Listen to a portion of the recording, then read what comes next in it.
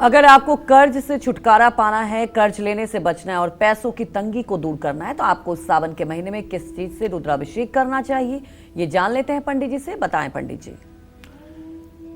देखो, पैसों की तंगी के कारण कर्ज लेने की नौबत आ जाती है, बहुत लोगों को आ जाती है, क्योंकि गृहस्थ आश्रम है और आमदनी का तो भरोसा नहीं कि हर समय एक जैसी रहेगी। लेकिन खर्च जब तक शरीर है तब तक खर्च अनवरत रहेगा, दिन में भी रहेगा, रात में भी रहेगा, हर समय रहेगा।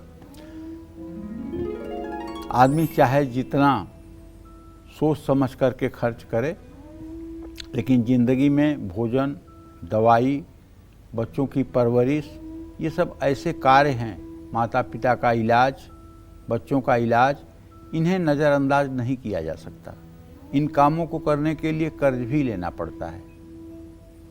एक बात बहुत स्पष्ट कहना चाहूँगा, कोई आदमी बहुत पाप करते हुए भी दिन दूना रात चौगुना बढ़ता जा रहा है, दिन दूना रात चौगुना उसकी उन्नति होती जा रही है। उसको देखकर आपको लगता है कि अरे मैं तो इतना सत्मार्ग पर हूँ, मैं इतना दुखी हूँ और ये इतना पाप कर रहा है और इतना आगे बढ़ा जा रहा है। तो देखिए, इसमें ये बात आप जान लीजिए, जो हमारे शास्त्र कहते हैं वो बात मैं आपको बता रहा हूँ कि न ही को सुख और दुख कर दाता, निजकृत कर्म भोग सब भ्राता। अपने पूर्व जन्मों का जो पाप पुण्य का हिसाब है, उसके हिसाब से हमें यहाँ सुख दुख मिल रहे हैं। जो गलत करके भी सुखी है, उसका पूर्व जन्म का प्रारब्ध कुछ ज़्यादा ही अच्छा है, और वर्तमान में अगर वो अच्छा नहीं कर रहा है तो उस अपने पुराने बैलेंस को वो खा रहा है। जिस दिन उसका वो पुण्य का प्रारब्ध खत्म होगा और नवीन पाप कर्म उसके उदय होंगे, उस दिन फिर उसकी ऐसी दुर्गति होगी कि दुर्गति शब्द भी उसके लिए छोटा पड़ जाएगा। लेकिन अगर आप परेशान हैं और आपको भगवान की शरणागति आपने ले ली है और भगवान को अपना सर्वस्व मान के आप जीवन जी रहे हैं और सदा सर्वदा आप अच्छे आचरण कर रहे हैं, सदा सर्वदा आपकी सोच अच्छी है, तो मैं कह सकता हूँ कुछ दिनों के लिए परेशानी हो सकती है, कुछ समय के लिए मान अपमान की स्थिति भी उत्पन्न हो सकती है, क्योंकि ये संसार बहुत ही स्वार्थी है। इस संसार में बिगड़े भाई न बिगड़े बंधु, बिगड़े बैल न रोपे कंध, बिगड़े खेत बीज लय मरे, बिगड़े नारी संग न धरे। जब समय खराब होता है तो बहुत कम ही लोग होते हैं जो साथ देते हैं, नहीं तो सब लोग मुंह मोड़ लेते हैं। रहीमन विपदा हूँ भली, जो थोड़े दिन होए, हित अनहित या जगत में जान पड़े सब कोय। भगवान से प्रार्थना करनी चाहिए कि भगवान थोड़े दिनों के लिए विपत्ति दे दो। उस विपत्ति से क्या फ़ायदा होगा? उस विपत्ति से फ़ायदा होगा कि आप समाज में अपने हित और अनहित करने वालों को पहचान जाएंगे। जो विपत्ति में आपके साथ डट कर खड़े रहेंगे वो सच्ची में आपके शुभ चिंतक हैं, और जो विपत्ति आपके ऊपर सुनते ही आपसे बात करना बंद कर दें और आपकी बुराइयां गिनाना शुरू कर दें, तो आप समझ लीजिएगा कि ये मतलब परस्त और मौका परस्त लोग हैं। रहीमन विपदा हूँ भली, जो थोड़े दिन होए। रहीमदास जी कहते हैं विपदा अच्छी है लेकिन थोड़े दिन के लिए। क्यों अच्छी है? हित अनहित या जगत में हित और अनहित करने वाले इस जगत में पहचाने जा सकते हैं। तो इसलिए भगवान को चाहिए कि हर व्यक्ति के जीवन में थोड़े समय के लिए विपत्ति जरूर दे दे, ताकि वो समाज में अपने शुभचिंतक और अपने प्रति खराब व्यवहार करने वालों की पहचान कर पाए।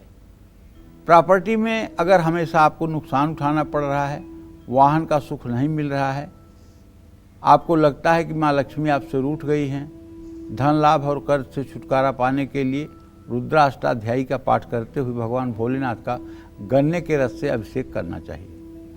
वैसे मैं आपको बता दूं कि गन्ने के रस से अभिषेक करने से अगर कोई रोगी है, बीमार है ना, तो आप एक बाल्टी पानी में, जल में, उसमें थोड़ा गंगा जल और कुसा डाल दीजिए और उस जल से अभिषेक करिए, मेरी गारंटी है रोग ठीक हो जाएगा। अगर आपको संतान नहीं है या संतान होकर के बीमार है या संतान के प्रति कोई चिंता है, या संतान को कोई ग्रह है, मार्केस की स्थिति है, तो मैं विश्वास के साथ कह रहा हूँ, मेरा रोम रोम बोल रहा है कि अगर आप गाय के दूध से एकादशनी रुद्राभिषेक, एकादश पाठ रुद्राभिषेक के करवाते हुए यदि भगवान शिव का अभिषेक कर दें और 1000 बेलपत्र से भगवान शिव का सहस्त्रार्चन कर दें, तो आपके संतान सुख में 4 चांद लग जाएगा। दुनिया की कोई ताकत नहीं है कि कोई प्रश्न चिन्ह खड़ा करे।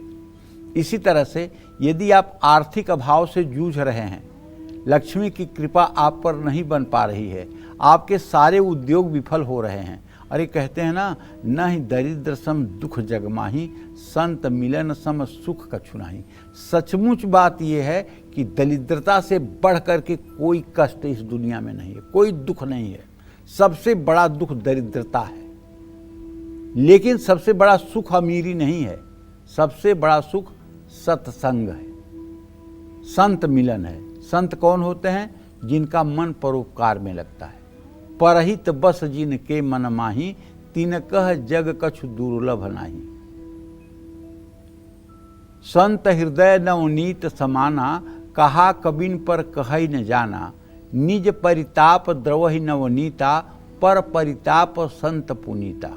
संत वो होते हैं जो दूसरों का कष्ट देख करके स्वयं पिघल जाते हैं,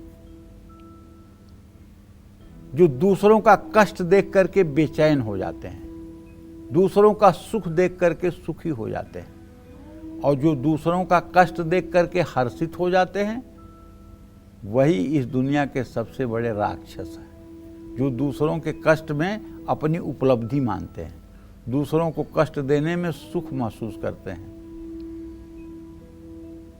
तो हमारा कहना ये है कि अगर आप गन्ने के रस से अभिषेक करना शुरू कर दें, अच्छा चलिए ठीक है, अगर घर में आपके पारे का शिवलिंग है और रोज़ आप चीनी का थोड़ा सा रस बना लीजिए गिलास में, और चीनी का रस बना करके गिलास में, और सिंगी अगर नहीं भी है तो पीतल की गिलास से ही सही धीरे धीरे गन्ने के रस की धारा देते हुए, और अगर आप रुद्र सूक्त भी नहीं कर पा रहे हैं तो ओम नमः शिवाय, ओम नमः शिवाय, ओम नमः शिवाय, ओम नमः शिवाय करते हुए आप गिराइए, और रोज़ ये उपाय करके देखिए। 1 साल करके देखिए, आपके घर में अगर लक्ष्मी का अस्थायी वास न हो जाए तो कहिए। अब इसी तरह से शहद से, चाहे जितना घर में बीमारियां हों, दवाई के डब्बे आपने बना रखे हुए हैं, दवाइयां दोनों समय खानी पड़ रही है, एक कोई ठीक हो रहा है तो दूसरे का इलाज चल रहा है, तो ऐसे में अगर आप शहद से शिवलिंग का रोज अभिषेक करना शुरू कर दें, घर में पारे का शिवलिंग है या नर्मदेश्वर शिवलिंग है, रोज अभिषेक करना शुरू कर दें, निश्चित रूप से आपके घर से बीमारी भाग जाएगी। और शहद से अभिषेक करने के बाद शुद्ध जल से शिवलिंग को साफ करें। उसके बाद में अगर चर्म रोग है शरीर में और ठीक नहीं हो रहा है तो दही से अभिषेक कर लीजिए। अगर सुंदरता के कारण आपके विवाह में दिक्कत आ रही है, आपकी यश कीर्ति नहीं बढ़ रही है, तो गाय का घी पिघला लीजिए, और जब वो ठंडा हो जाए तो उससे शिवलिंग का अभिषेक कर दीजिए। तो देखिए आपकी सुंदरता में 4 चांद लग जाएगा और आपकी यश कीर्ति का विस्तार हो जाएगा।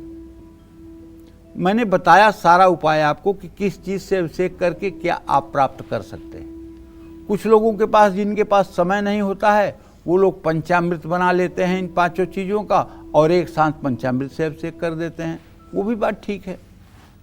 तो भगवान शिव के नीलकंठ स्वरूप का मन में ध्यान करना चाहिए। चांदी की श्रृंगी में गन्ने का रस भरकर शिवलिंग पर गन्ने के रस की पतली धार से रुद्राभिषेक करना चाहिए। भगवान भोलेनाथ को बेलपत्र जरूर चढ़ाना चाहिए और शिव गायत्री मंत्र का जप करना चाहिए।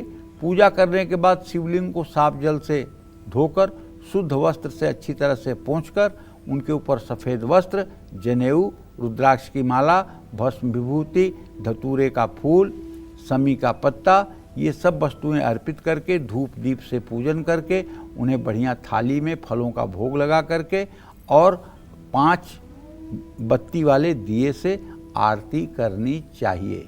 और उसके बाद में हाथ में पुष्प और बिलपत्र लेकर के मंत्र पुष्पांजलि देनी चाहिए। जय मां विंध्यवासिनी।